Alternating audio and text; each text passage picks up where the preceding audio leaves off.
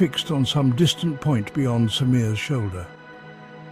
"Many stories," he said, his voice barely a whisper, but none as tragic as that of Jivan Lal. Samir had never heard the name before, but the way the old man said it sent chills down his spine. Jivan Lal was a trader, the old man began, his voice low and mesmerizing.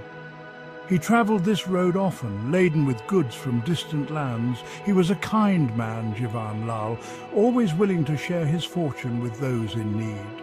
Samir listened intently, drawn into the old man's tale. One night, on a night much like this one, the old man continued, his voice dropping to a conspiratorial whisper, Jivan Lal was traveling this very road when he was attacked, robbed and left for dead by a group of young men, blinded by greed. What? Old man. Seeking revenge on any young man who dares to travel alone at night. Samir's blood ran cold. He suddenly felt very alone, very vulnerable. Old man. He believes all young men are his killers, and he will not rest until he has had his vengeance. Samir's eyes darted around, searching the darkness for any sign of the vengeful spirit. The wind howled through the trees, and Samir could have sworn he heard a faint, mournful cry echoing in the distance. He swallowed hard, his mouth suddenly dry. He had to get out of here, now. I should go. Thank you for the warning. He turned to leave, his heart pounding in his chest. Samir froze.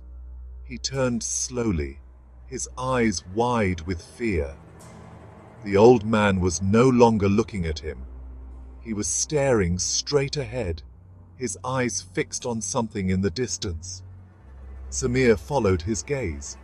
At first, he saw nothing but the dark, empty road stretching out before him.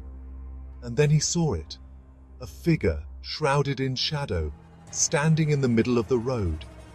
It was tall and thin, its edges blurring in and out of focus, and it was moving towards them. Samir's breath caught in his throat. He could feel the blood draining from his face. He had to get out of here, but his feet felt rooted to the spot. He couldn't move. He could only watch in terror as the figure drew closer. "Old man, it seems Jivan Lal has been expecting you." The old man chuckled, a low guttural sound that sent chills down Samir's spine. Samir's blood ran cold. He tore his gaze away from the approaching figure and looked at the old man. His eyes